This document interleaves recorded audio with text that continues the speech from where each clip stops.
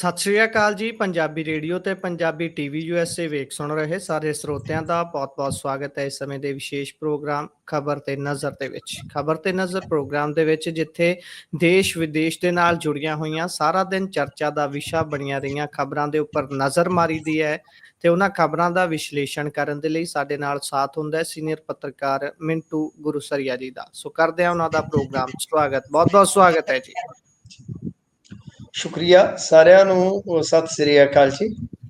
ਸਤਿ ਸ਼੍ਰੀ ਅਕਾਲ ਜੀ। ਸੋ ਅੱਜ ਦੇ ਪ੍ਰੋਗਰਾਮ ਦੇ ਸਪਾਂਸਰਸ ਨੇ ਖਾਲਸਾ ਇੰਸ਼ੋਰੈਂਸ। ਲੰਬੇ ਸਮੇਂ ਤੋਂ ਇੰਸ਼ੋਰੈਂਸ ਦੇ ਖੇਤਰ 'ਚ ਸੇਵਾਵਾਂ ਨਿਭਾ ਰਹੇ ਨੇ। ਸੰਪਰਕ ਨੰਬਰ ਹੈ 408 272 2500।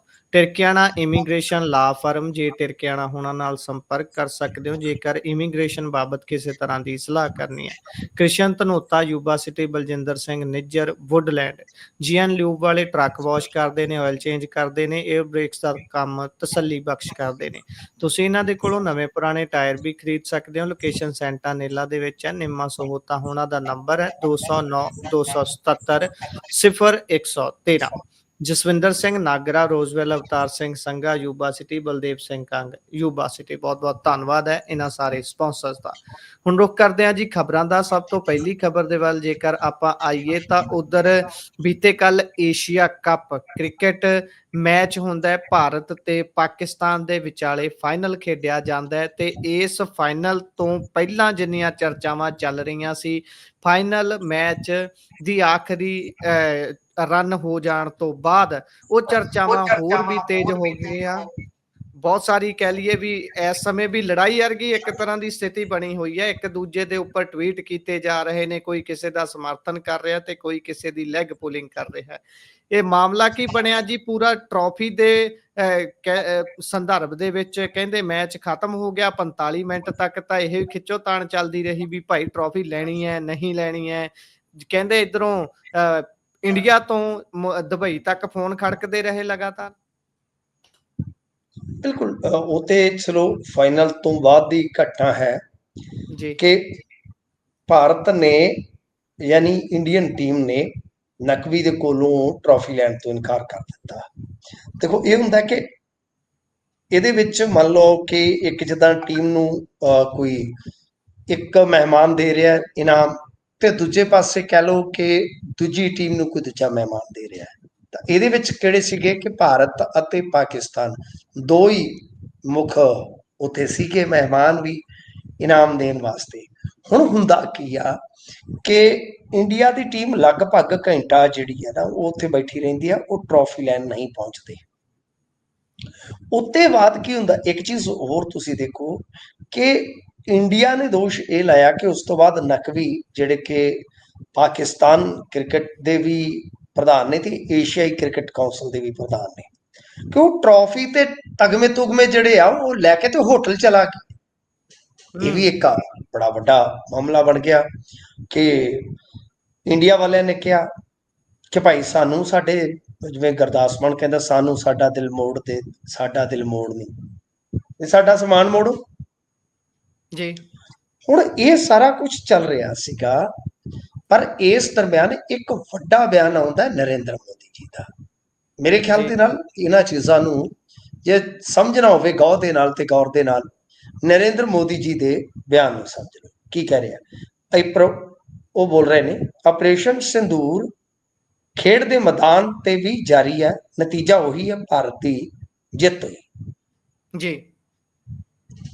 ਹੁਣ ਇਹ ਸਾਰਾ ਕੁਝ ਜਿਹੜਾ ਹੈ ਨਾ, ਇਹ ਸਮਝਣ ਦੇ ਵਿੱਚ ਤੁਹਾਨੂੰ ਬੜੀ ਸੌਖ ਹੋਏਗੀ ਕਿ ਪਹਿਲਾਂ ਤਾਂ ਮੈਚ ਰੱਖੇ ਗਏ ਔਰ ਤਿੰਨ ਮੈਚ ਭਾਰਤ ਵਰਸਸ ਪਾਕਿਸਤਾਨ ਖੜਾਏ ਗਏ। ਬਿਲਕੁਲ ਮਿੱਥ ਕੇ ਬਾਈਕਾਟ ਦਾ ਵੀ ਮੁੱਦਾ ਚੱਲਿਆ, ਫਿਰ ਮਜਬੂਰੀਆਂ ਵੀ ਗਿਣਾਈਆਂ ਗਈਆਂ। ਅਖੀਰ ਭਾਰਤ ਅਤੇ ਪਾਕਿਸਤਾਨ ਖੇਡੇ।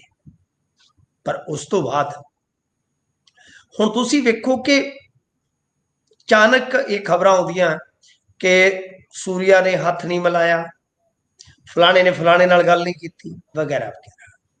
ਯਾਨੀ ਵਿਰੋਧ ਦੇ ਦਰਮਿਆਨ ਇਹ ਇੱਕ ਨਵੇਕਲੇ ਕਿਸਮ ਦਾ ਰਾਸ਼ਟਰਵਾਦ ਹਾਵੀ ਕਰ ਦਿੱਤਾ ਗਿਆ ਬਿਰਤਾਂਤ ਦੇ ਰੂਪ ਦੇ ਵਿੱਚ। ਯਾਨੀ ਇਹਨਾਂ ਨੇ ਮੁਹਾਵਰਾ ਕੱਢ ਲਿਆ ਕਿ ਇੰਡੀਆ ਆਪਰੇਸ਼ਨ ਸਿੰਦੂਰ ਵਾਂਗ ਪਾਕਿਸਤਾਨ ਨੂੰ ਉੱਥੇ ਜਾ ਕੇ ਧੋ ਰਿਹਾ। ਹੁਣ ਦੇਖੋ, ਇੱਕ ਪਾਸੇ ਵਿਰੋਧ ਹੋ ਰਿਹਾ ਸੀ, ਦੂਜੇ ਪਾਸੇ ਬਣਤ ਕੀ ਬਣ ਗਈ ਕਿ ਭਾਈ ਇਹ ਤਾਂ ਉੱਥੇ ਧੋ ਰਹੇ ਆ ਉਹਨਾਂ ਨੂੰ ਜੀ। ਇਹੀ ਕੰਮ ਪਾਕਿਸਤਾਨ ਵਾਲਿਆਂ ਨੇ ਸ਼ੁਰੂ ਕਰ ਦਿੱਤਾ ਜੀ। ਹੁਣ ਤੁਸੀਂ ਇੱਕ ਘਟਨਾ ਹੋਰ ਨਾਲ ਜੋੜ ਕੇ ਦੇਖੋ, ਇੰਡੀਆ ਨੇ ਟਰॉफी ਲੈਣ ਤੋਂ ਜਦੋਂ ਇਨਕਾਰ ਕੀਤਾ, ਉਹਨਾਂ ਦਾ ਕਪਤਾਨ ਜਦੋਂ ਇੰਡੀਅਨ ਆਫੀਸ਼ੀਅਲਸ ਤੋਂ ਚੈੱਕ ਲੈਣ ਆਇਆ, ਤੁਹਾਨੂੰ ਪਤਾ ਚੈੱਕ ਲੈ ਕੇ ਉਸਨੇ ਕੋਨੇ ਚ ਮਾਰਿਆ ਚੁੱਕ ਕੇ ਚਲਾ ਕੇ। ਜੀ ਜੀ। ਇਹਦਾ ਮਤਲਬ ਗਾਂ ਕੀ ਹੈ ਕਿ ਦੇਖੋ, ਫਰਜ਼ ਕਰੋ ਕਿ ਭਾਰਤ ਅਤੇ ਪਾਕਿਸਤਾਨ ਜਾਂ ਹੋਰ ਮੁਲਕ ਜਿਹੜੇ ਉਹ ਕਿਸੇ ਟੂਰਨਾਮੈਂਟ 'ਚ ਖੇਡਦੇ ਆ ਜੀ, ਤਾਂ ਉਹਦੇ 'ਚ ਕੀ ਹੋਏਗਾ ਕਿ ਮੰਨ ਲਓ ਪਾਕਿਸਤਾਨ ਕਿਸੇ ਹੋਰ ਮੁਲਕ ਨਾਲ ABC ਨਾਲ ਫਾਈਨਲ ਖੇਡ ਰਿਹਾ ਜੀ, ਕੋਈ ਉੱਥੇ ਇੰਡੀਅਨ ਗੈਸਟ ਹੈ ਜਿਸਨੇ ਪ੍ਰਾਈਜ਼ ਮਨੀ ਜਾਂ ਜਿਹੜੇ ਇਨਾਮ ਨੇ ਉਹ ਦੇਣੇ ਆ, ਤਾਂ ਉਹ ਉੱਥੇ ਫੇਰ ਇਨਕਾਰ ਕਰ ਦੇਣ ਕਿ ਅਸੀਂ ਕਿਸੇ ਇੰਡੀਅਨ ਹੱਥੋਂ ਨਹੀਂ ਲੈਣਾ, ਤੇ ਫੇਰ ਜਾਂ ਇੰਡੀਆ ਦੀ ਟੀਮ ਜਿਹੜੀ ਹੈ ਉਹ ਗਾਂ ਫੇਰ ਇਸ ਤਰ੍ਹਾਂ ਕੰਟੀਨਿਊ ਕਰੀ। ਤਾਂ ਮੇਰੇ ਖਿਆਲ ਦੇ ਨਾਲ ਇਹ ਚੀਜ਼ ਜਿਹੜੀ ਆ ਉਹ ਇੱਕ ਰਾਸ਼ਟਰਵਾਦ ਦੇ ਨਾਲ ਜੋੜ ਦਿੱਤੀ ਗਈ ਚੀਜ਼ ਹੈ, ਜਿਹੜੀ ਵਾਰ-ਵਾਰ ਵਾਪਰਨ ਦਾ ਹੁਣ ਇਮਕਾਨ ਰਹੇਗਾ। ਤਾਂ ਨਰਿੰਦਰ ਮੋਦੀ ਹੋਰਾਂ ਦਾ ਇਹ ਜਿਹੜਾ ਬਿਆਨ ਆ, ਮੈਂ ਇਸ ਨੂੰ ਮੰਨਦਾ ਕਿ ਬਿਲਕੁਲ ਸਕ੍ਰਿਪਟਡ ਚੀਜ਼ਾਂ ਸੀਗੀਆਂ, ਬਿਲਕੁਲ ਜੋ ਹੋਇਆ। ਤਾਂ ਇਸ ਬਿਆਨ ਨੇ ਆਪਣੇ ਆਪ ਹੀ ਜਿਹੜੇ ਭੇਤ ਸੀਗੇ ਉਹ ਖੋਲ ਦਿੱਤੇ ਨੇ ਕਿ ਐਕਚੁਅਲ ਦੇ ਵਿੱਚ ਜੋ ਉੱਥੇ ਕਹਾਣੀ ਨਹੀਂ। ਤਾਂ ਤੁਸੀਂ ਯਾਦ ਕਰੋ ਕਿ ਪਹਿਲੇ ਦਿਨ ਤੇ ਸਾਰਾ ਕੁਝ ਹੋਇਆ ਜੀ, ਇੰਡੀਅਨ ਪਲੇਅਰਸ ਨੇ ਨਕਵੀ ਦੇ ਨਾਲ ਸ਼ਾਇਦ ਹੱਥ ਮਿਲਾਇਆ ਪਹਿਲਾਂ, ਜੀ ਜੀ, ਸਭ ਕੁਝ ਆਮ ਸੀ, ਫਿਰ ਅਚਾਨਕ ਸਕ੍ਰਿਪਟ ਬਦਲਦੀ ਹੈ। ਸੋ ਇਸ ਕਰਕੇ ਇਹ ਜਿਹੜੀ ਖੇਡ ਭਾਵਨਾ ਹੈ, ਸਪੋਰਟਸ ਹੈ, ਜਿਹੜਾ ਜਾਣਿਆ ਜਾਂਦਾ ਹੈ ਮਿੱਤਰਤਾ ਲਈ, ਜਾਣਿਆ ਜਾਂਦਾ ਹੈ ਇੱਕ ਕਹਿ ਲਓ ਕਿ ਭਾਵਨਾ ਲਈ, ਉਹ ਬਿਲਕੁਲ ਹੀ ਇੱਥੇ ਉਲਟ ਨਜ਼ਰ ਆ ਰਿਹਾ ਗੁਰੂ। ਜੀ, ਇਹ ਖੇਲ ਭਾਵਨਾ ਤੋਂ ਗੱਲ ਕਿਸੇ ਹੋਰ ਪਾਸੇ ਚਲੇ ਗਈ ਹੈ। ਇਹ ਜਿਹੜੀ ਫੀਲਡ ਦੀ ਗੱਲ ਸੀ ਉਹ ਦੂਸਰੇ ਫੀਲਡ ਦੀ ਗੱਲ ਕਰੀ ਜਾਂਦਾ ਹੈ, ਗੱਲਾਂ ਹੋਰ ਪਾਸੇ ਤੁਰ ਪਈਆਂ ਨੇ। ਅੱਗੇ ਜੇਕਰ ਆਪਾਂ ਚੱਲੀਏ ਤਾਂ ਉਧਰ ਵਿਧਾਨ ਸਭਾ ਦੇ ਵਿੱਚ ਭੇੜ ਹੋਏ ਨੇ, ਉਹ ਵੀ ਗਹਿ ਗੱਚ। ਕਿਹੜੀ ਗੱਲੋਂ ਹੋ ਗਿਆ ਜੀ ਏਡੇ ਤਕੜੇ ਭੇੜ? ਵਿੱਚ ਗਲੀ ਦੇ ਹੋ ਗਏ ਟਾਕਰੇ, ਇਹਨਾਂ ਦੇ ਵਿੱਚ ਵਿਧਾਨ ਸਭਾ ਦੇ ਟਾਕਰੇ ਹੁੰਦੇ ਹੀ ਰਹਿੰਦੇ ਆ। ਦੇਖੋ, ਅੱਜ ਸਭ ਤੋਂ ਵੱਡਾ ਟਕਰਾਅ ਜਿਹੜਾ ਸੀਗਾ ਨਾ ਵੇਖਣ ਨੂੰ ਮਿਲਿਆ, ਚੀਮਾ ਸਾਹਿਬ ਤੇ ਚੀਮਾ ਬਾਈ ਮਿਲਦਾ ਟੁਕੜਾ ਦਿਲ ਦਾ। ਤਾਂ ਗੱਲ ਇਹ ਆ ਕਿ ਚੀਮਾ ਬਾਈ ਦਾ ਜਿਹੜਾ ਅੱਜ ਕਹਿ ਲਓ ਕਿ ਆਮੋ ਸਾਹਮਣਾ ਸੀ, ਉਹ ਬਾਜਵਾ ਨਾਲ ਹੋਇਆ। ਚੀਮਾ ਸਾਹਿਬ ਨੇ ਆਖਿਆ ਕਿ ਤੁਸੀਂ ਦੇ ਅੰਦਰ 8-10 ਕਿੱਲੇ ਜ਼ਮੀਨ ਖਰੀਦੀ ਹੈ, ਕਾਹਤੋਂ ਖਰੀਦੀ ਹੈ? ਮਾਈਨਿੰਗ ਵਾਸਤੇ। ਉਹਨੇ ਆਖਿਆ ਕਿ ਬਾਜਵਾ ਅੱਗੋਂ ਮੋੜਵਾਂ ਜਵਾਬ ਦਿੰਦੇ ਆ ਕਿ ਮੈਨੂੰ ਸਾਰਾ ਪਤਾ ਕਿ ਡਿਸਟਿਲਰੀਆਂ ਤੋਂ ਅੱਜ ਕੱਲ ਤੁਸੀਂ ਕਰੋੜ 1.5 ਕਰੋੜ ਰੁਪਈਆ ਉਗਰਾ ਕੇ ਤੇ ਮਹੀਨੇ ਦਾ 35-40 ਕਰੋੜ ਨੂੰ ਹੱਥ ਮਾਰ ਰਹੇ ਜੇ। ਕੰਮ ਮਤਲਬ ਕਿ ਸਿੱਧਮ ਸਿੱਧਾ ਹੀ ਚੱਲ ਪਿਆ ਨਾ ਹਾਕੀ ਨਾ ਬੱਲਾ, ਕੰਮ ਕਲਮ ਕੱਲਾ ਹੀ ਚੱਲਿਆ। ਤਾਂ ਖੈਰ ਇਸ ਤਰ੍ਹਾਂ ਦੇ ਭੇਡ ਜਿਹੜੇ ਆ ਉਹ ਉੱਥੇ ਆਪਾਂ ਕੱਲ ਦੇ ਵੇਖ ਹੀ ਰਹੇ ਆ। ਕੱਲ ਦੇ ਨਹੀਂ, ਬੀਤੇ ਦਿਨਾਂ ਤੋਂ ਆਪਾਂ ਕਹਿ ਦਈਏ ਕਿ 26 ਤੋਂ 29 ਤੱਕ ਸੀ। ਇੱਕ ਦਿਨ ਹੀ ਕਾਰ ਵਿਹਾਰ ਪਹਿਲਾਂ ਹੋਇਆ ਤੇ ਅੱਜ ਲਾਸਟ ਦਿਨ ਸੀਗਾ।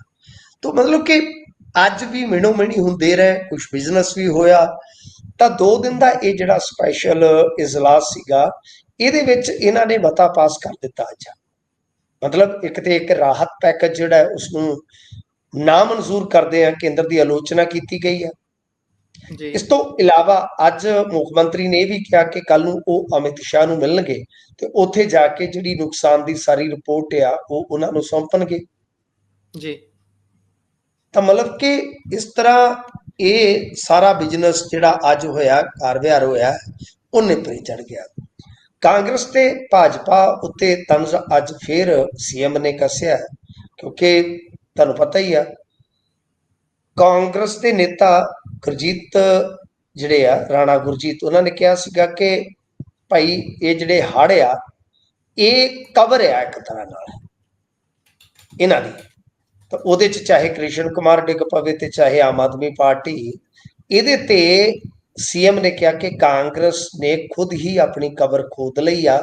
ਪਹਿਲਾਂ ਕਪੂਰੀ ਦੇ ਵਿੱਚ ਚਾਂਦੀ ਦੀ ਕਈ ਦੇ ਨਾਲ ਢੱਕ ਤੇ ਫਿਰ 84 ਦੇ ਵਿੱਚ ਟੈਂਕ ਚੜਾ ਕੇ ਕਬਰ ਦੇ ਵਿੱਚ ਤਾਂ ਕਾਂਗਰਸ ਨੂੰ ਪਾਉਣਾ ਚਾਹੀਦਾ ਹੈ ਤੇ ਉੱਤੇ RIP ਕਾਂਗਰਸ ਦਾ ਬੋਰਡ ਵੀ ਲੱਗਣਾ ਚਾਹੀਦਾ। ਤੇ ਨਾਲ ਤੁਹਾਨੂੰ ਪਤਾ ਹੀ ਆ ਕਿ ਅੱਜ ਪੈਰਲਲ ਵਿਧਾਨ ਸਭਾ ਦੇ ਵਿੱਚ ਜਿੱਦਾਂ ਕਾਰਵਾਈ ਚੱਲਦੀ ਸੀ ਤੇ ਉਧਰ ਉਹਨਾਂ ਨੇ ਆਪਣੀ ਮੌਕ ਪਾਰਲੀਮੈਂਟ ਲਾਈ ਹੋਈ ਸੀਗੀ ਤੁਹਾਨੂੰ ਪਤਾ ਹੀ ਆ, ਨਕਲੀ ਵਿਧਾਨ ਸਭਾ ਲਾਈ ਹੋਈ ਸੀ ਭਾਜਪਾ ਵਾਲਿਆਂ ਨੇ। ਉਹ ਕਹਿੰਦੇ ਕਿ ਭਾਜਪਾ ਵਾਲਿਆਂ ਦੀ ਬਰਾਤ ਬੈਠੀ ਆ ਪਰ ਦੁੱਲਾ ਨਹੀਂ ਹੈ। ਮਤਲਬ ਕਿ ਤੁਹਾਨੂੰ ਪਤਾ ਹੀ ਆ, ਉਹ ਅੱਜ ਕੱਲ ਤੰਸ ਜਿਹੜਾ ਹੈ ਉਹ ਕੱਸਦੇ ਹੁੰਦੇ ਆ ਬਾਜਵਿਆਂ ਤੇ। ਰੰਗਲਾ ਪੰਜਾਬ ਫੰਡ ਤੇ ਉਹਨਾਂ ਨੇ ਸਫਾਈ ਦਿੱਤੀ ਹੈ ਕਿ ਕਾਂਗਰਸ ਨੇ ਗੋਲਡ ਮੰਗਿਆ। ਸੀਐਮ ਨੇ ਮਤਲਬ ਕਿ ਇਹਦੇ ਤੇ ਜਵਾਬ ਦਿੱਤਾ ਕਿ 1962 ਦੇ ਚੀਨ ਯੁੱਧ ਦਾ ਜੇ ਉਦਾਹਰਨ ਲਓ, ਤਦ ਕੇਂਦਰ ਸਰਕਾਰ ਨੇ ਲੋਕਾਂ ਨੂੰ ਕਿਹਾ ਸੀਗਾ ਕਿ ਸੋਨਾ ਦਿਓ। ਉਹਨਾਂ ਨੇ ਕਿਹਾ ਕਿ ਤਦ ਪੰਜਾਬ ਦੀਆਂ ਔਰਤਾਂ ਨੇ ਵੀ ਦੇਸ਼ ਵਾਸਤੇ ਸਭ ਤੋਂ ਵਧੇਰੇ ਦਾਨ ਦਿੱਤਾ ਸੀਗਾ। ਤੁਸੀਂ ਦੇਖੋ ਕਿ ਇਹਦੇ ਵਿੱਚ ਵੀ ਕੋਈ ਸਪਸ਼ਟ ਜਵਾਬ ਤੇ ਦੇ ਨਹੀਂ ਰਹੇ ਮਾਨ ਸਾਹਿਬ। ਹਾਂ, ਇਹ ਜ਼ਰੂਰ ਉਹਨਾਂ ਨੇ ਅੱਜ ਆਖ ਦਿੱਤਾ ਕਿ ਦੀਵਾਲੀ ਤੋਂ ਪਹਿਲਾਂ, ਯਾਨੀ ਦੀਵਾਲੀ 2021 ਦੀ ਹੈ ਸ਼ਾਇਦ, ਜੇ ਮੈਂ ਨਹੀਂ ਭੁੱਲਦਾ, ਕਿ ਬਈ ਉਹ ਤੋਂ ਪਹਿਲਾਂ ਅਸੀਂ ਮੁਆਵਜ਼ਾ ਵੰਡਣ ਦਾ ਕੰਮ ਜਿਹੜਾ ਉਹ ਸ਼ੁਰੂ ਕਰ ਦੇਵਾਂਗੇ। ਗੱਲਾਂ ਦੋ ਤਿੰਨ ਅੱਜ ਵੇਖਣ ਵਾਲੀਆਂ ਸੀਗੀਆਂ।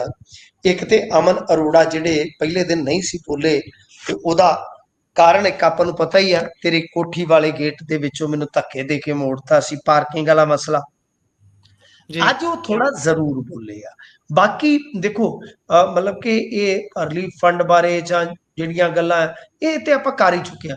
ਪਰ ਗੁਰਪ੍ਰੀਤ, ਜਿਹੜੀ ਗੱਲ ਵੇਖਣ ਵਾਲੀ ਆ ਕਿ ਚਾਹੇ ਕਲਾਈਮੇਟ ਚੇਂਜ, ਗਲੋਬਲ ਵਾਰਮਿੰਗ ਨੂੰ ਲੈ ਕੇ ਆਪਾਂ ਦੇਖੀਏ, ਚਾਹੇ ਭਵਿੱਖਮੁਖੀ ਰਣਨੀਤੀਆਂ ਨੂੰ ਲੈ ਕੇ ਦੇਖੀਏ, ਚਾਹੇ ਜਲ ਸਰੋਤ ਵਿਭਾਗ ਦੇ ਵਿੱਚ ਦਰਕਾਰ ਜਿਹੜੇ ਰਿਫਾਰਮਸ ਨੇ ਉਹਨਾਂ ਦੇ ਲਿਹਾਜ਼ ਨਾਲ ਦੇਖੀਏ, ਚਾਹੇ ਕੋਈ ਠੋਸ ਜਾਂਚ ਪੜਤਾਲ, ਇਹਨਾਂ ਚੀਜ਼ਾਂ ਤੇ ਇਹ ਜਿਹੜਾ ਸੈਸ਼ਨ ਹੈ ਉਹ ਬਿਲਕੁਲ ਸਾਇਲੈਂਟ ਹੋ ਗਿਆ ਜੀ। ਤਾਂ ਇਹ ਵੀ ਮੈਨੂੰ ਕਦੇ ਕਦੇ ਲੱਗਦਾ ਹੈ ਕਿ ਸਾਰਾ ਕੁਝ ਹੁਣ ਕੀਤਾ ਕਰਾਇਆ ਉਹਨਾਂ ਦਾ ਹੀ ਹੁੰਦਾ, ਦਿੱਲੀ ਵਾਲਿਆਂ ਦਾ।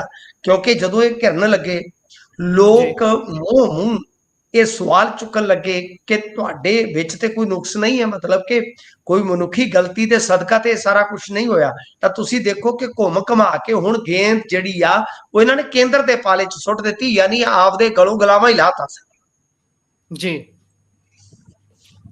ਸੋ ਜੇਕਰ ਅਗਲੀ ਗੱਲ ਕਰੀਏ ਤਾਂ ਉਧਰ ਬੀਤੇ ਦਿਨੀ ਪੰਜਾਬੀ ਗਾਇਕ ਰਾਜਵੀਰ ਜਵੰਦਾ ਦਾ ਹਾਦਸੇ ਦੇ ਵਿੱਚ ਬਹੁਤ ਬੁਰੇ ਤਰੀਕੇ ਦੇ ਨਾਲ ਉਹ ਜ਼ਖਮੀ ਹੋ ਜਾਂਦੇ ਨੇ। ਉਸ ਤੋਂ ਬਾਅਦ ਲਗਾਤਾਰ ਉਹ ਮੋਹਾਲੀ ਦੇ ਇੱਕ ਹਸਪਤਾਲ ਦੇ ਵਿੱਚ ਦਾਖਲ ਨੇ। ਵਿੱਚ ਜੇ ਖਬਰ ਆਈ ਕਿ ਉਹਨਾਂ ਦੀ ਹਾਲਤ ਬਹੁਤ ਕ੍ਰਿਟੀਕਲ ਹੈ, ਫਿਰ ਲੋਕਾਂ ਦੀਆਂ ਅਰਦਾਸਾਂ ਲਗਾਤਾਰ ਉਹਨਾਂ ਨੂੰ ਲੈ ਕੇ ਹੋ ਰਹੀਆਂ ਸੀ। ਵਿੱਚ ਜੇ ਇਹ ਖਬਰ ਆਉਂਦੀ ਹੈ ਕਿ ਕੁਝ ਸੁਧਾਰ ਹੋਇਆ ਹੈ, ਉਹਨਾਂ ਨੇ ਆਪ ਸਾਹ ਲੈਣਾ ਸ਼ੁਰੂ ਕੀਤਾ ਹੈ, ਪਰ ਕਿ ਹੁਣ ਖਬਰ ਆ ਰਹੀ ਹੈ ਕਿ ਹਾਲੇ ਵੀ ਵੈਂਟੀਲੇਟਰ ਤੇ ਹੀ ਨੇ, ਸਥਿਤੀ ਜਿਉਂ ਦੀ ਤਿਉਂ ਹੀ ਹੈ ਜੀ। ਦੇਖੋ ਗੁਰਪ੍ਰੀਤ, ਇਹ ਚੀਜ਼ਾਂ ਮਤਲਬ ਕਿ ਹੁੰਦੀਆਂ ਰਹਿਣਗੀਆਂ। ਸਿਹਤ ਰਿਕਵਰੀ ਜਿਹੜੀ ਆ ਉਹ ਹੈ, ਇਹਦੇ ਵਿੱਚ ਕੋਈ ਸ਼ੱਕ ਨਹੀਂ। ਦਰਅਸਲ ਕੀ ਆ ਕਿ ਸਾਡੀ ਜਿਹੜੀ ਅੰਦਰੂਨੀ ਜਾਣਕਾਰੀ ਆ ਉਹ ਇਹ ਕਹਿੰਦੀ ਆ ਕਿ ਰਾਜਵੀਰ ਜਵੰਦਾ ਦੀ ਜਿਹੜੀ ਸਪਾਈਨਲ ਇੰਜਰੀ ਹੈ ਨਾ, ਮੇਨ ਪ੍ਰੋਬਲਮ ਉਹਦੀ ਆ, ਉਹ ਕਈ ਥਾਵਾਂ ਤੋਂ ਬ੍ਰੇਕ ਆ। ਤੇ ਉੱਥੋਂ ਦੇ ਜਿਹੜੇ ਸਾਡੇ ਸੋਰਸਸ ਨੇ ਉਹ ਕਹਿੰਦੇ ਆ ਕਿ ਜੇ ਮੰਨ ਲਓ ਰਿਕਵਰੀ ਹੁੰਦੀ ਵੀ ਹੈ ਤਾਂ ਤੁਰਨਾ ਫਿਰਨਾ ਤੇ ਫਿਲਹਾਲ ਭੁੱਲ ਜਾਓ ਜੀ। ਇਹ ਸਾਫ਼ ਹੈ, ਸਪਸ਼ਟ ਹੈ।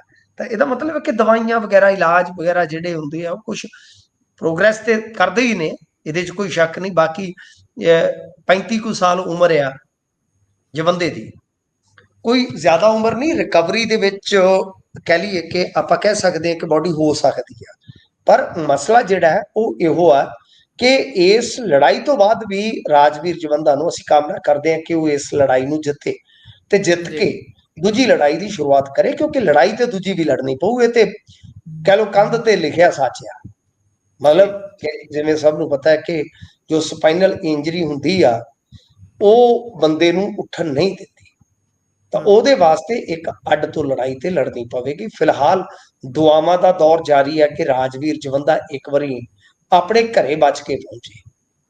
ਹੁਣ ਬਾਕੀ ਜਿਹੜੀਆਂ ਗੱਲਾਂ ਨੇ ਉਹ ਦੰਦ ਕਥਾਵਾਂ ਵੀ ਬਹੁਤ ਨੇ, ਤੁਹਾਨੂੰ ਪਤਾ ਹੀ ਆ ਹੋ ਗਿਆ, ਕੋਈ ਕਹਿ ਦਿੰਦਾ ਉਹਦੀ ਮਸ਼ੀਨ ਲਾਤੀ ਹੈ ਜੀ, ਕੋਈ ਕਹਿੰਦਾ ਜੀ ਆਪਣੇ ਆਪ ਸਾਹ ਲੈ ਰਿਹਾ ਜੀ, ਕੋਈ ਕਹਿ ਰਿਹਾ ਜੀ ਉਹਦਾ ਬ੍ਰੇਨ ਠੀਕ ਹੋ ਗਿਆ ਜੀ।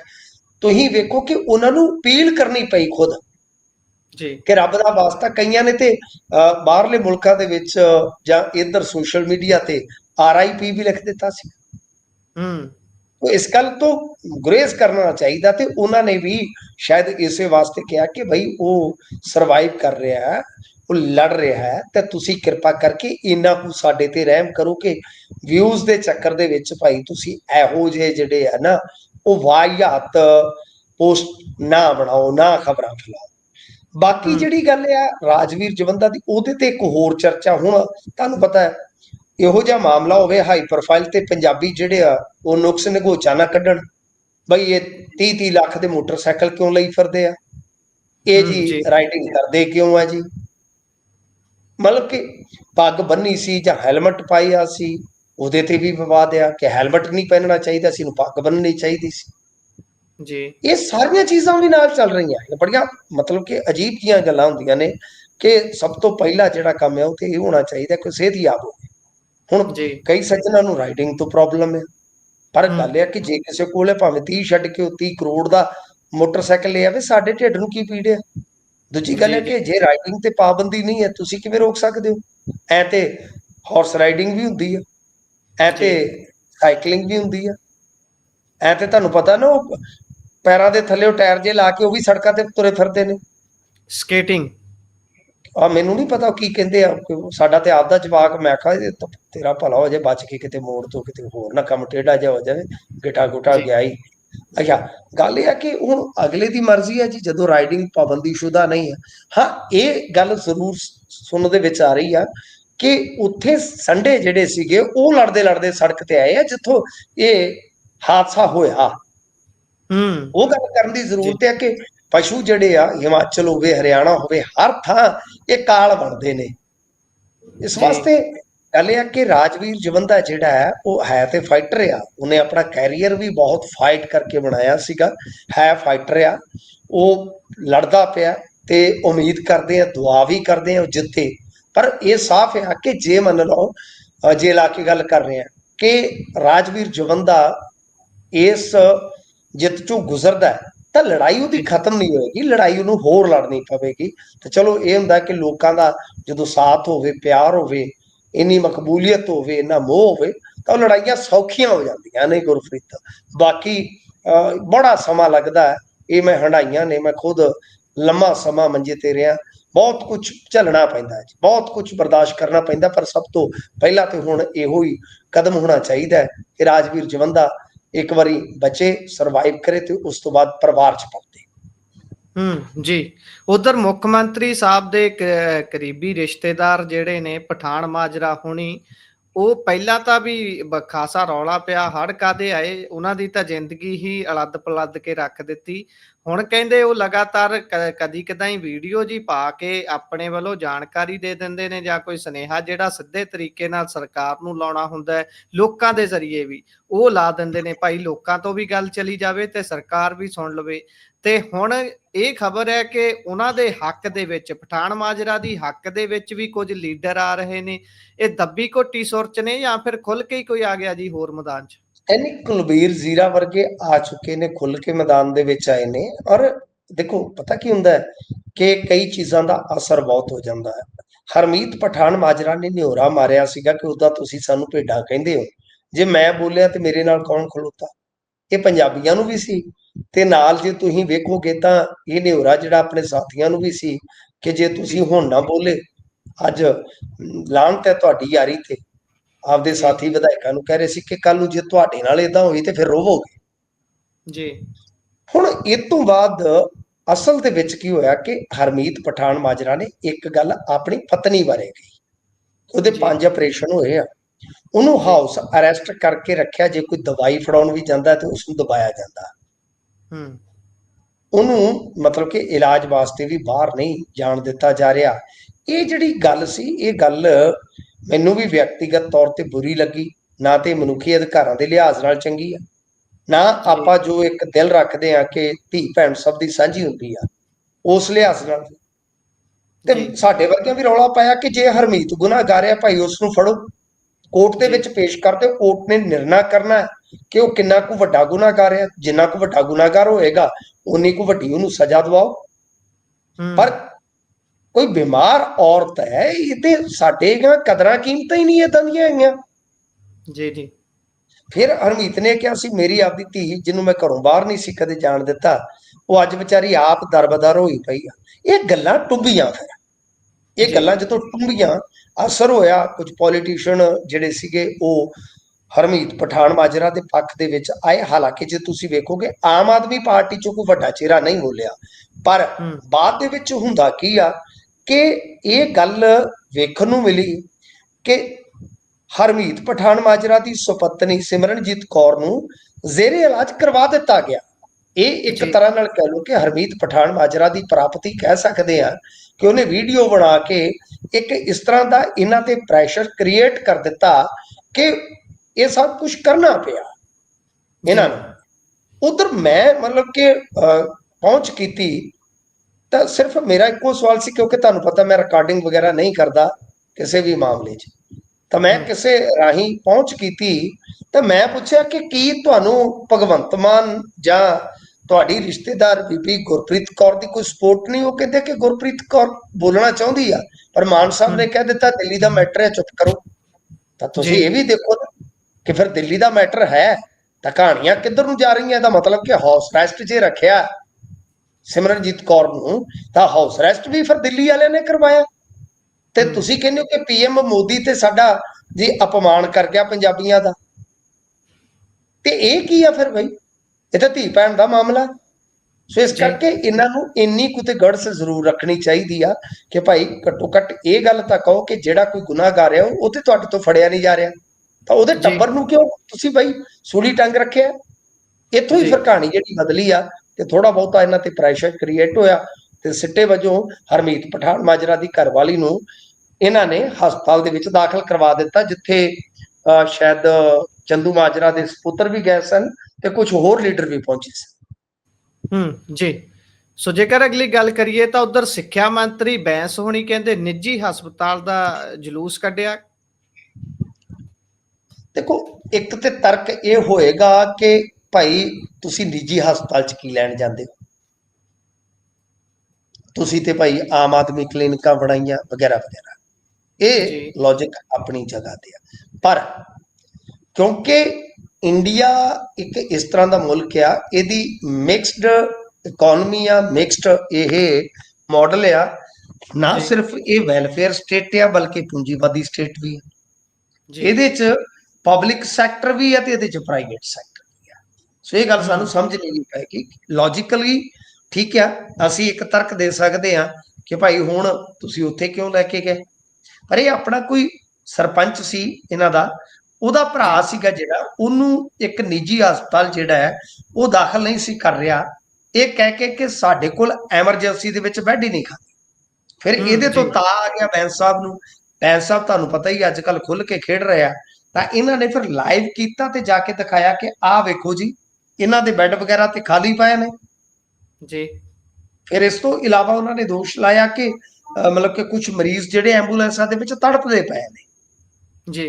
ਹਾਲਾਂਕਿ ਹਸਪਤਾਲ ਪ੍ਰਸ਼ਾਸਨ ਹਮੇਸ਼ਾ ਵਾਂਗ ਪੋਚੇ ਮਾਰਨ ਤੇ ਆ, ਉਹ ਤੇ ਤੁਹਾਨੂੰ ਪਤਾ ਹੀ ਆ। ਪਰ ਮੇਰੇ ਖਿਆਲ ਦੇ ਨਾਲ ਜੋ ਗੱਲ ਬੈਂਸ ਹੋਰਾਂ ਚੱਕੀ ਆ, ਠੀਕ ਆ, ਮੈਂ ਜਿਵੇਂ ਕਿਹਾ ਕਿ ਇਹਨੂੰ ਆਪਾਂ ਤਾਰਕਿਕ ਤਰੀਕੇ ਦੇ ਨਾਲ ਸਵਾਲ ਵੀ ਬਣਾ ਸਕਦੇ ਆ ਕਿ ਤੁਸੀਂ ਤੇ ਸਿਹਤ ਤੇ ਸਿੱਖਿਆ ਦੇ ਦੋ ਮਾਡਲ ਲੈ ਕੇ ਹੀ ਰਾਜਨੀਤੀ ਚ ਕੁੱਦੇ ਸੀ ਜੀ, ਤੇ ਕੀ ਤੁਹਾਡੇ ਕੋਲ ਅੱਜ ਪਬਲਿਕ ਹੈਲਥ ਸੈਕਟਰ ਜਿਹੜਾ ਹੈ ਉਹ ਇਸ ਕਾਬਲ ਨਹੀਂ ਕਿ ਤੁਸੀਂ ਉੱਥੇ ਜਾ ਸਕੋ? ਇਹ ਠੀਕ ਹੈ, ਤਾਰਕਿਕ ਤਰੀਕੇ ਨਾਲ ਅਸੀਂ ਸਵਾਲ ਕਰ ਸਕਦੇ, ਪਰ ਨਿੱਜੀ ਸਵਾਲਾਂ ਦੀ ਜਿਹੜੀ ਗੱਲ ਹੈ, ਜੇ ਖਾਸ ਤੌਰ ਤੇ ਆਪਾਂ ਬੈਂਸ ਸਾਹਿਬ ਨੂੰ ਗੱਲ ਕਰੀਏ ਕਿ ਉਹ ਹਸਪਤਾਲਾਂ ਦੀ ਵੀ ਹੈ ਨਿੱਜੀ ਤੌਰ ਤੇ, ਉਹ ਤੁਹਾਡੇ ਨਾਲ ਵੀ ਜੁੜਦੀ ਹੈ, ਮੇਰੇ ਨਾਲ ਵੀ ਜੁੜਦੀ ਹੈ ਕਿ ਆਪਾਂ ਪ੍ਰਾਈਵੇਟ ਹਸਪਤਾਲਾਂ 'ਚ ਜਾਂਦੇ ਹਾਂ। ਇਹ ਤੇ ਗੱਲਾਂ ਹੈਗੀਆਂ ਐਵੇਂ ਗਿਆਨ ਝਾੜਨ ਦੀਆਂ, ਠੀਕ ਹੈ ਜੀ, ਸਰਕਾਰੀ ਹਸਪਤਾਲ ਮਜ਼ਬੂਤ ਕਰੋ, ਫਲਾਂ ਕਰੋ, ਟਮਕਾ ਕਰੋ, ਸਾਨੂੰ ਵੀ ਪਤਾ ਵੀ ਉੱਥੇ ਕਿੱਡੀ ਵੱਡੀ ਲੰਮੀ ਲਾਈਨ ਹੁੰਦੀ ਆ ਤੇ ਉਹਦੇ ਤੋਂ ਚੰਗਾ ਹੁੰਦਾ ਜਾ ਕੇ ਅਸੀਂ ਸਪੈਸ਼ਲ ਪਰਚੀ ਕਟਾ ਕੇ ਤੇ ਦਵਾਈ ਲੈ ਆਉਨੇ ਆ। ਇਹ ਅਸੀਂ ਜਿੰਨੇ ਮਰਜ਼ੀ ਪੋਚੇ ਮਾਰੀ ਚੱਲੀਏ, ਜਿੰਨੇ ਮਰਜ਼ੀ ਸਿਆਣੇ ਬਣੀਏ, ਮੈਨੂੰ ਸਭ ਪਤਾ। ਤਾਂ ਗੱਲ ਇਹ ਆ ਕਿ ਅਸਲ ਦੇ ਵਿੱਚ ਇਹਨਾਂ ਨੇ ਜਿਹੜੀ ਸੱਚਾਈ ਦਿਖਾਈ ਉਹ ਹੈ ਕਿ ਮਨਮਾਨੀ ਜਿਹੜੀ ਹੈ ਨਾ ਉਹ ਗੁਰਪ੍ਰੀਤ ਨਹੀਂ ਚੱਲਣੀ ਚਾਹੀਦੀ। ਠੀਕ ਹੈ, ਮੈਂ ਜਿਵੇਂ ਕਿਹਾ ਕਿ ਮਿਕਸਡ ਮਾਡਲ ਹੈ, ਇਹਦੇ ਵਿੱਚ ਪਬਲਿਕ ਸੈਕਟਰ ਨੇ ਵੀ ਚੱਲਣਾ, ਪ੍ਰਾਈਵੇਟ ਸੈਕਟਰ ਨੇ ਵੀ ਚੱਲਣਾ, ਪਰ ਜੋ ਇਹਨਾਂ ਦੀ ਮੋਨੋਪੋਲੀ ਹੈ, ਜੋ ਇਹਨਾਂ ਦੀ ਮਨਮਾਨੀ ਹੈ, ਉਹ ਵਾਕਿਆ ਇੱਕ ਮਿਸਾਲ ਦੇ ਤੌਰ ਤੇ ਕਿ ਜੇ ਮੰਤਰੀ ਦੀ ਉੱਥੇ ਕੋਈ ਪਰਵਾਹ ਨਹੀਂ ਕਰਦਾ ਤੇ ਆਮ ਬੰਦੇ ਦੀ ਕੀ ਪਰਵਾਹ ਕਰਨਗੇ। ਜੀ, ਇਹ ਤਾਂ ਹੈ ਜੀ, ਬਿਲਕੁਲ ਸਹੀ ਗੱਲ ਹੈ। ਪਰ ਬਹੁਤ ਸਾਰੇ ਅਦਾਰੇ, ਜਿੱਦਾਂ ਤੁਸੀਂ ਵੀ ਸਾਂਝ ਪਾਈ ਹੈ ਇਸ ਗੱਲ ਦੀ, ਕਿ ਪੈਸਾ ਮੁੱਖ ਹੋ ਗਿਆ, ਕੈਪੀਟਲਿਜ਼ਮ ਭਾਰੀ ਹੋ ਗਿਆ। ਉਹ ਪਹਿਲਾਂ ਪੈਸਾ ਕਹਿੰਦੇ ਰੱਖੋ ਟੇਬਲ ਤੇ, ਬੰਦਾ ਬੇਸ਼ੱਕ ਆਖਰੀ ਸਾਹਾਂ ਤੇ ਖੜਾ ਹੋਵੇ, ਉਨਾ ਚਿਰ ਸਟ੍ਰੈਚਰ ਅੰਦਰ ਨਹੀਂ ਜਾਊਗਾ। ਸੋ ਇਹ ਤਾਂ ਗੱਲਬਾਤ ਹੈ। ਸੋ ਅੱਗੇ ਜੇਕਰ ਆਪਾਂ ਚੱਲੀਏ ਤਾਂ ਉਧਰ ਲਾਰੈਂਸ ਗੈਂਗ ਨੂੰ ਕੈਨੇਡਾ ਦੇ ਵਿੱਚ ਅੱਤਵਾਦੀ ਸੂਚੀ ਦੇ ਵਿੱਚ ਪਾ ਦਿੱਤਾ ਗਿਆ ਹੈ ਜੀ। ਦੇਖੋ, ਕੈਨੇਡਾ ਨੇ ਇਹ ਕਰਨਾ ਹੀ ਕਰਨਾ ਸੀ, ਅੱਜ ਕਰਦੇ ਕੱਲ ਕਰਦੇ, ਇਹ ਉਹਨਾਂ ਤੇ ਨਿਰਭਰ ਸੀ। ਆਪਾਂ ਨੂੰ ਪਤਾ ਹੀ ਆ, ਨਿੱਜਰ ਕਤਲकांड ਤੋਂ ਬਾਅਦ ਕੁਝ ਹੋਰ ਘਟਨਾਵਾਂ ਤੋਂ ਬਾਅਦ ਇਹ ਬਹੁਤ ਜ਼ਿਆਦਾ ਉੱਥੇ ਚਰਚਾ ਦਾ ਵਿਸ਼ਾ ਸੀ। ਵੈਸੇ ਵੀ ਜੇ ਤੁਸੀਂ ਦੇਖੋਗੇ, ਵਸੂਲੀ ਵਗੈਰਾ ਦੀਆਂ ਬਹੁਤ ਸਾਰੀਆਂ ਘਟਨਾਵਾਂ ਨੇ, ਫਾਇਰਿੰਗ ਦੀਆਂ ਘਟਨਾਵਾਂ ਨੇ। ਕੈਨੇਡਾ ਦੇ ਜਿਹੜੇ ਪਬਲਿਕ ਸਿਕਿਉਰਿਟੀ ਮਿਨਿਸਟਰ ਆ, ਉਹਨਾਂ ਨੇ ਹੁਣ ਕਿਹਾ ਕਿ ਹਿੰਸਾ ਤੇ ਅੱਤਵਾਦ ਦਾ ਕੈਨੇਡਾ ਦੇ ਵਿੱਚ ਕੋਈ ਸਥਾਨ ਨਹੀਂ, ਵਿਸ਼ੇਸ਼ ਰੂਪ ਦੇ ਵਿੱਚ ਬਈ ਜੋ ਵੀ ਕਿਸੇ ਵਿਸ਼ੇਸ਼ ਭਾਈਚਾਰੇ ਨੂੰ ਡਰ ਦਾ ਮਾਹੌਲ ਜਿਹੜਾ ਹੈ ਉਹ ਮਿੱਥ ਕੇ ਕਰੇ ਸਿਰਜਣ ਵਾਸਤੇ, ਤੇ ਉਹ ਤੇ ਬਿਲਕੁਲ ਵੀ ਨਹੀਂ ਹੈ। ਤਾਂ ਖੈਰ, ਹੁਣ ਅਸਰ ਕੀ ਹੋਏਗਾ ਇੱਥੇ ਸਾਫ਼ ਆ। ਤੁਸੀਂ ਹੁਣ ਮੋਟੀ ਮੋਟੀ ਖਬਰ ਜਿਹੜੀ ਹੈ ਉਹ ਸੁਰਖੀ ਪੜ੍ਹ ਲੈਣੀ ਹੈ। ਅਸਰ ਕੀ ਹੁੰਦਾ, ਕੋਈ ਵੀ ਜਦੋਂ ਇਸ ਤਰ੍ਹਾਂ ਦੀ ਕੋਈ ਆਰਗੇਨਾਈਜੇਸ਼ਨ ਬੈਨ ਹੁੰਦੀ ਹੈ ਨਾ, ਅਮਰੀਕਾ ਤੁਹਾਨੂੰ ਪਤਾ ਹੈ ਕਿ ਉਹ ਬਹੁਤ ਸਾਰੀਆਂ ਇਸ ਤਰ੍ਹਾਂ ਦੀਆਂ ਜਥੇਬੰਦੀਆਂ ਨੂੰ ਜੋ ਹਿੰਸਕ ਹੁੰਦੀਆਂ ਨੇ ਜਾਂ ਆਪਦੇ ਹਿਸਾਬ ਕਿਤਾਬ ਨਾਲ ਉਹ ਸੂਚੀਬੱਧ ਕਰ ਦਿੰਦਾ ਹੈ। ਸੂਚੀਬੱਧ ਦਾ ਮਤਲਬ ਕੀ ਹੁੰਦਾ, ਮੇਨਲੀ ਕਿ ਜੋ ਅਮਰੀਕਾ ਦੇ ਵਿੱਚ ਉਹਦੇ ਖਾਤੇ ਹੁੰਦੇ ਆ, ਪ੍ਰਾਪਰਟੀ ਹੁੰਦੀ ਹੈ, ਜਾਂ ਗਾਂ ਪ੍ਰਾਪਰਟੀ ਦੀ ਸੇਲ ਪਰਚੇਸਿੰਗ, ਜਾਂ ਕੋਈ ਬੰਦਾ ਕੋਈ ਵਿਅਕਤੀ ਉਹਦੇ ਨਾਲ ਜੁੜਿਆ ਜਿਹੜਾ ਉਹ ਗਾਂ ਉੱਥੇ ਖੁੱਲ ਕੇ ਕੋਈ ਕੰਮ ਨਹੀਂ ਕਰ ਸਕਦਾ। ਇਹ ਹੁੰਦਾ ਮੁੱਖ ਮੰਤਵ ਇਹਨਾਂ ਦਾ। ਮਤਲਬ ਕਿ ਮੈਂ ਛੋਟੇ ਰੂਪ ਦੇ ਵਿੱਚ, ਸੰਖੇਪ ਰੂਪ ਦੇ ਵਿੱਚ ਇਹ ਗੱਲ ਰੱਖ ਰਿਹਾ। ਤਾਂ ਇਹ ਹੁਣ ਜਿੰਨੇ ਆਪਾਂ ਦੇਖਦੇ ਆ ਨੈਟਵਰਕ ਤੇ ਇਹਨਾਂ ਦੇ ਹੈਗੇ ਨੇ ਉਧਰ, ਉਹਨਾਂ ਵਾਸਤੇ ਸਮੱਸਿਆਵਾਂ ਜਿਵੇਂ ਵੀਜ਼ਾ ਵਗੈਰਾ ਜਿਹੜੀ ਆ, ਜੇ ਕੋਈ ਇਹਦੇ ਨਾਲ ਕੋਈ ਜੁੜਦਾ ਗੈਂਗ ਦੇ ਨਾਲ, ਤੇ ਉਹਨਾਂ ਵਾਸਤੇ ਉਹ ਸਮੱਸਿਆਵਾਂ ਖੜੀਆਂ ਕਰਨ।